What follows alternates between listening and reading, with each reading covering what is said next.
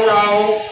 आप बोलेंगे, मैं कहूँगा एकजुट ने ललकारा है, रियासत कार्यालय छोड़ के भाग रहा है। एकजुट ने ललकारा है, एकजुट ने ललकारा है। आवाज दो, हजार जुल्म के टक्कर में अभी कोई लड़ाई है, आगे और लड़ाई है। लखनऊ द्वारा आज एक दिवसीय धरना प्रदर्शन रखा गया है और साथ ही आज 24 सूत्रीय मांग पत्र भी सौंपा गया है। क्या कुछ है? उत्तर प्रदेश माध्यमिक शिक्षक संघ एकजुट के प्रदेश अध्यक्ष के रूप में मैं कमल लाल वर्मा बोल रहा हूं और आज का जो ज्ञापन है माननीय मुख्यमंत्री जी को सौंपा गया है, उस ज्ञापन में एक प्रमुखता से सबसे पहली ये मांग है कि ये जो सहायता प्राप्त माध्यमिक विद्यालय हैं इनका राजकीकरण कर दिया जाए। राजकीकरण करने से ये जो आए दिन की समस्याएं हैं, जो प्रबंध तंत्रों द्वारा अनैतिक रूप से क्रिएट की जा रही हैं, डिलिबरेटली उनका उत्पीड़न किया जा रहा है, उनका सस्पेंशन हो रहा है, उनका टर्मिनेशन हो रहा है और उसके मूल में कारण ये है कि जब उत्तर प्रदेश माध्यमिक शिक्षा सेवा चयन बोर्ड 1982 की जो धारा 12, 18, 21 है उनको स्वीकृत करना।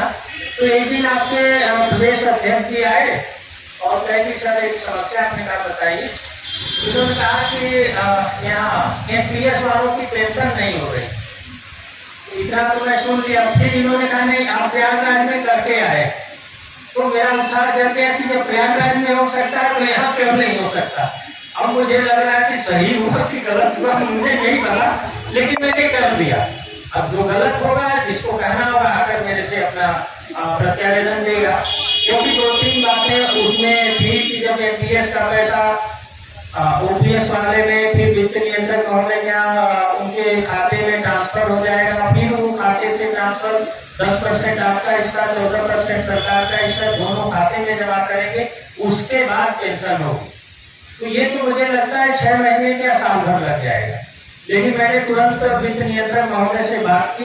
उन्होंने कहा कि जो डीआईएस पैसा मेरे खाते में सरेंडर कर दिए, यानी कि जो लेखा वित्त नियंत्रक के खाते में उनका एनपीएस किया जा सकता है। तो उसके आधार पर जितने लोगों का पेंडिंग था वो मैं कर चुका हूँ। सेवारत साथियों का मेरे ख्याल से जीपीएफ लोन मेरे पास आता होगा, तो सीयूजी नंबर सबके पास है और मेरा पर्सनल नंबर अध्यक्ष जी के पास है।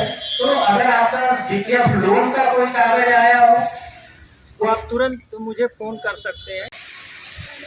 हमारे जनपद में, राजधानी में 400 के ऊपर शिक्षक शिक्षिकाओं ने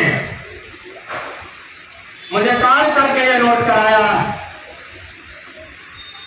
कि मेरा फॉर्म 16 और 26AS मिसमैच कर रहा है। मैंने उनको लिखित रूप में दिया कि जब आपके कार्यालय के द्वारा हर शिक्षक कर्मचारी के आयकर की कटौती हो रही है और उस आयकर की कटौती का रिकॉर्ड आपके पास में है, तो उसका विवरण आयकर को किस स्तर से गलत भेजा गया और जब गलत भेजा गया तो उसके लिए जिम्मेदार कौन है। ये जो वेतन बदल पर कार्य कर रहा है वो विद्यालय के बाबू को एक एक करके शिक्षिका बहनों को बुलाने की जरूरत करता है कि आप आइए, आप मिलिए और आपका जो है अपडेट कर दिया जाएगा। इनकम टैक्स की जो कटौती है जिसका अपडेशन है, डिपार्टमेंट इतना प्रांत है कि वो 24 घंटे भी नहीं लगता है। यदि यहाँ से वो विवरण सही रूप से प्रेषित किया गया होता तो आज ये स्थितियां न होती।